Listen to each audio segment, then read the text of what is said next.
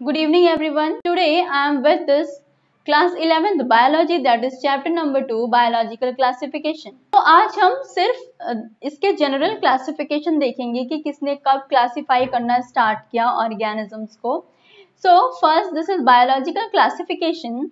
सो बहुत पहले, बिल्कुल पहले किसने स्टार्ट किया क्लासिफाई करना organisms? Aristotle. Aristotle was the one who attempt the scientific basis for the classification of organism. On what basis, किस basis पे उन्होंने organisms को classify करना start किया? On the basis of their morphological character. तो characters हम बाहर से देख कर बता सकते हैं कि yes this organism belongs to that category. तो उन्होंने plants को 3 categories में divide किया, that is tree, shrub and herb. कुछ characters जो उन्होंने देखा, that is plant height and its life cycle. ये हमारा herb है, this is shrub and this is tree, as you can see in the picture. Now let us discuss about some of the differences between the herb, shrub and tree. So herbs are seed producing. हमें मालूम है जो herb है वो seed producing annual plants है. Annual यानी कि वो हर एक साल आते हैं, एक साल आते हैं, उनकी life cycle complete होती है and they ultimately die and they again grew in a next year. Okay, so this is the whole life cycle. उनकी जो life cycle है वो एक ही साल की होती है. They are non-woody plant. They don't have wood. They are just soft stem plant. Second, let us say shrub. Shrub woody plants होते हैं and they contain many stems. बहुत सारे stems उनके पास होते हैं that are arising near the ground.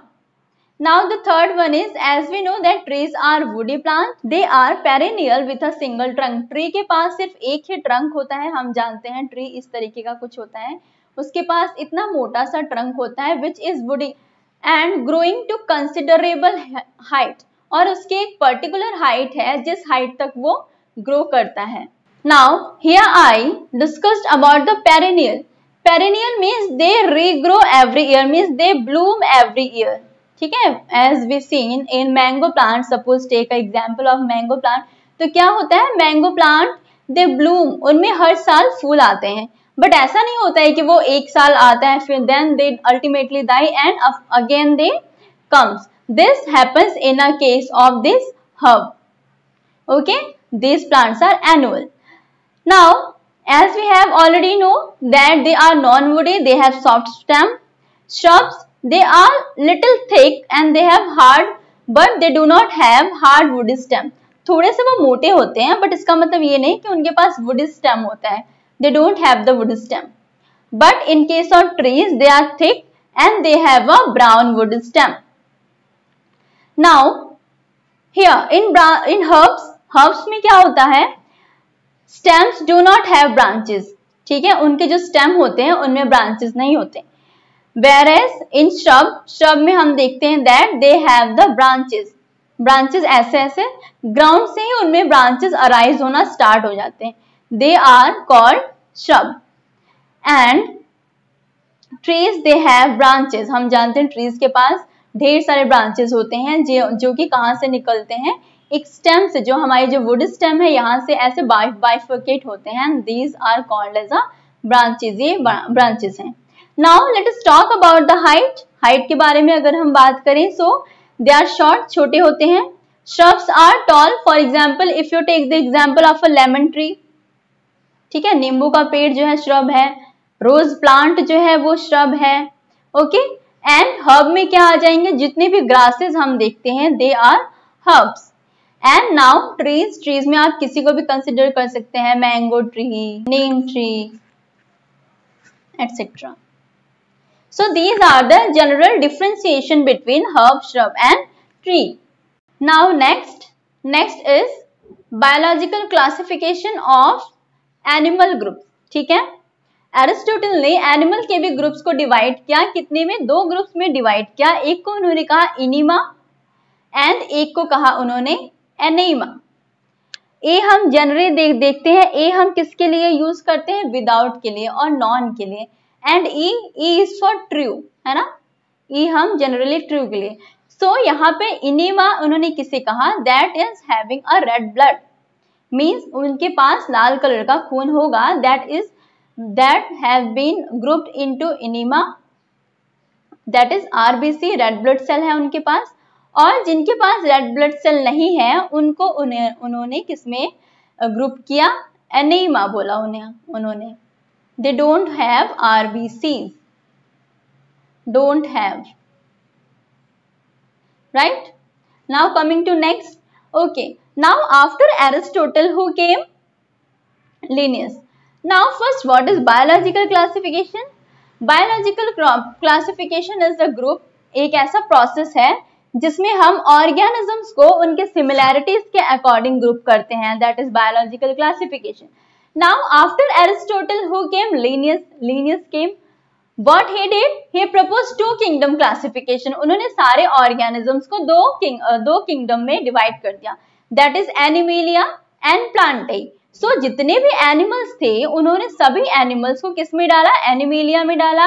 And all the plants, जितने भी plants थे उन्होंने उसे कौन से किंगडम में डाला? प्लांटाई किंगडम पे. उन्होंने किस कैरेक्टर्स के बेस के अकॉर्डिंग क्लासिफाई किया? That is mode of nutrition. ठीक है, खाना खाते हैं या नहीं खाते हैं. फॉर एग्जाम्पल एनिमल्स जो हैं they eat food, right, and plants don't.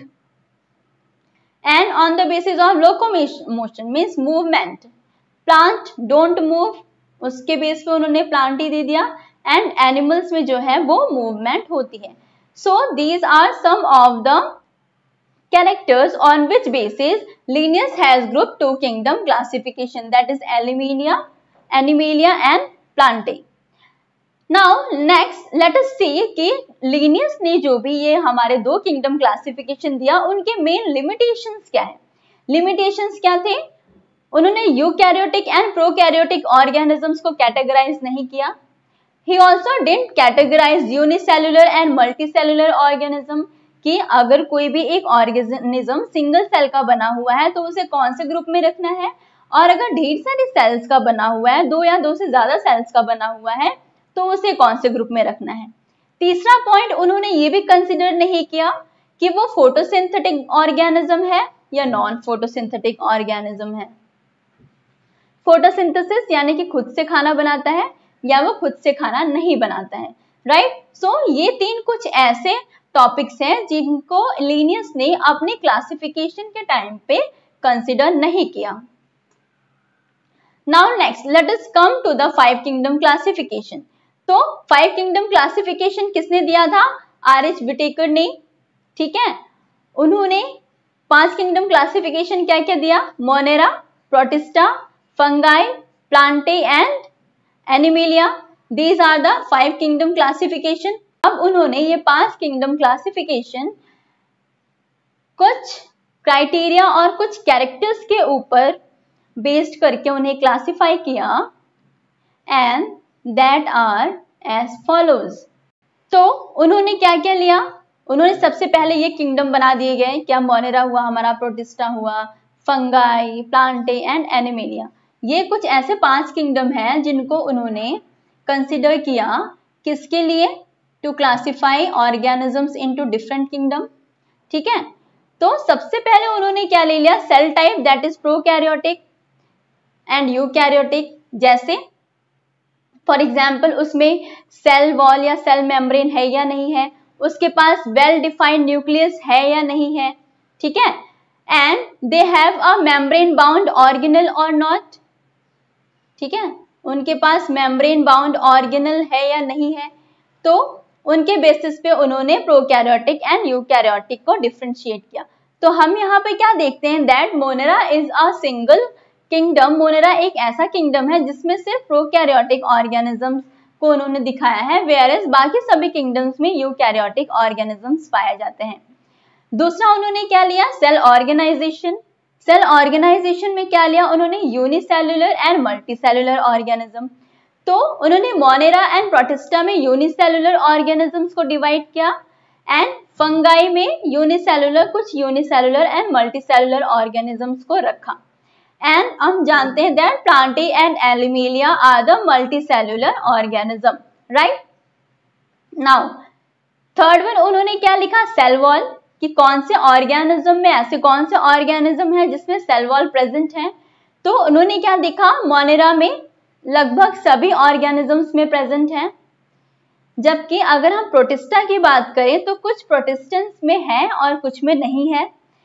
Same in the case अगर हम देखें तो फंगाई एंड प्लांटेई में हमें सेल वॉल देखने को मिलता है, लेकिन जो एनिमेलिया किंगडम है उसमें जो सेल वॉल है वो एब्सेंट होता है। नाउ थर्ड इन्होंने देखा कि भाई न्यूट्रिशनल क्लास कौन सा है, ठीक है, वो कैसे खाना बनाते हैं, खाना खाते हैं। तो उन्होंने देखा दैट मोनेरेंस ऐसे ऑर्गेनिजम्स हैं जिसमें फोटोट्रॉपिक, हेटेरोट्रॉपिक एंड कीमोट्रॉपिक तीनों टाइप्स के ऑर्गेनिजम्स जो हैं वो पाए जाते हैं।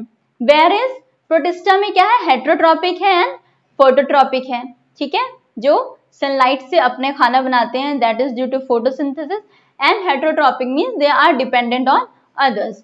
फंगाई और प्लांटेई की अगर फंगाई की और एनिमेलिया की अगर हम बात करें तो फंगाई की और एनिमेलिया की अगर हम बात करें, so they both are heterotrophic means they both are dependent on others. और प्लांट्स की अगर हम बात करें तो प्लांट्स आर फोटोट्रॉपिक्स मींस और autotrophics, they can make their own food with the help of photosynthesis. तो आज हम अपने इस टॉपिक को यहीं पे खत्म करते हैं। We will come with the next video इसके आगे का, जिसमें हम चैप्टर कवर करेंगे।